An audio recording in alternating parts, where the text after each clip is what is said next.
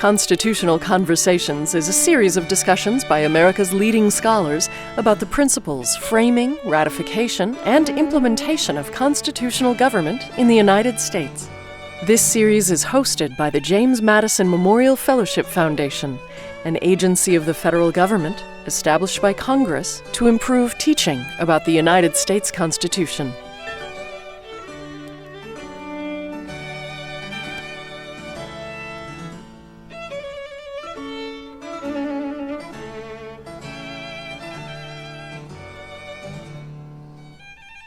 Would it be fair to say that Madison, for instance, saw Hamilton sort of hijacking, to follow your metaphor a little bit further, hijacking the Constitution, that they had co-labored to create, almost unbeknownst to Washington, or sort of with his maybe complicit acceptance. But you notice the brawl, to use your vivid phrase or word, over the ratification and then the growing up, if you will, of the Constitution. It's about constitutional interpretation, and Madison never really says a bad thing about Washington. It's always, the implication is Hamilton has sort of done this. He's hijacked the Constitution.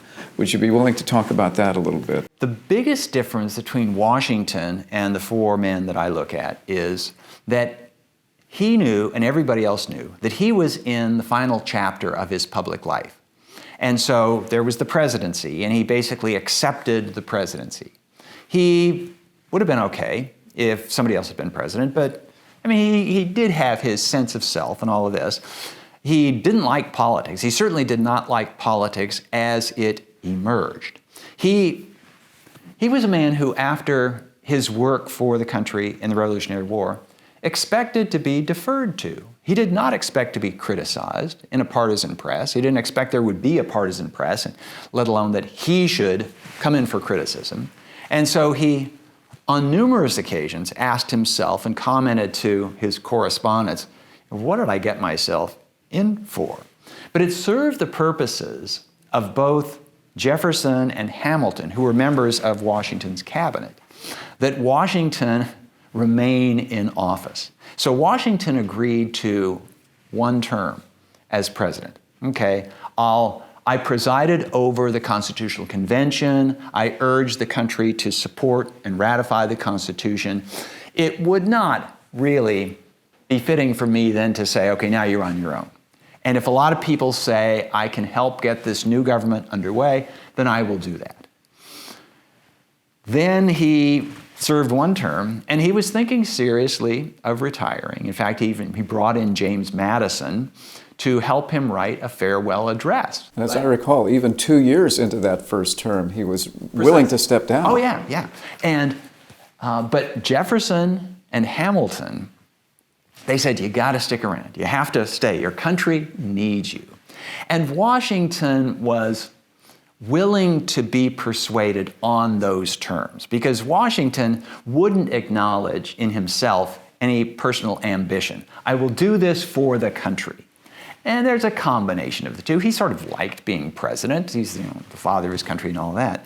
But Hamilton and Jefferson, during Washington's first term, they sensed this split over what this government should be.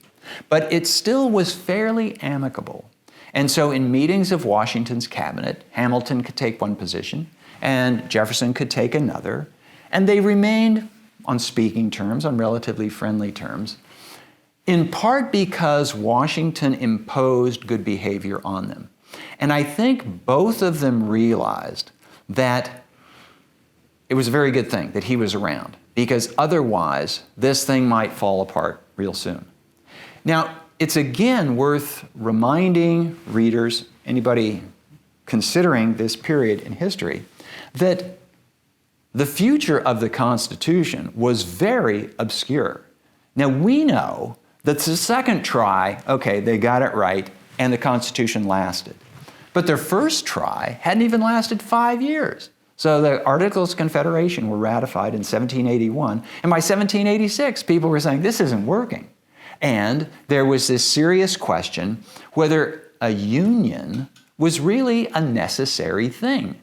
Yeah, during the war against Britain, we all have to pull together, but a confederation's quite enough. To make it more centralized than that, I don't think so. And so both Jefferson and Hamilton believed that if Washington left prematurely, which they thought after maybe one term, there's no telling what was going to become of the country. There was no default setting that this thing is going to work out. And nobody knew what would happen if New York or Virginia or Massachusetts decided, we've had enough of this, we're going to leave. Because the coming together to ratify the Constitution, this was quite irregular. It wasn't according to the rules, according to the statutes of the Articles of Confederation. It was done on the fly. It was done on the sly. And there was great question in the ratification debate whether ratification was once for all time, or if New York, one of the slow ones to ratify, said, you know, this isn't working, we're just going to go our own way. What would be the recourse? What would happen? And New York being this state that essentially links New England to the other colonies, if New York goes out, what becomes of the United States of America? Are they united anymore? So they realized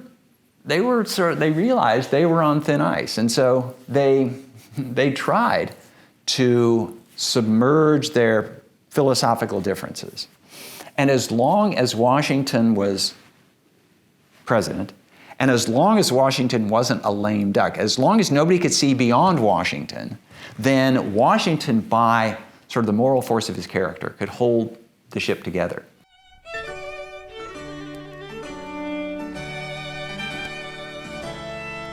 Constitutional Conversations is made possible by a generous grant from the Fairleigh S. Dickinson Jr. Foundation. Constitutional Conversations is made possible by the James Madison Education Fund.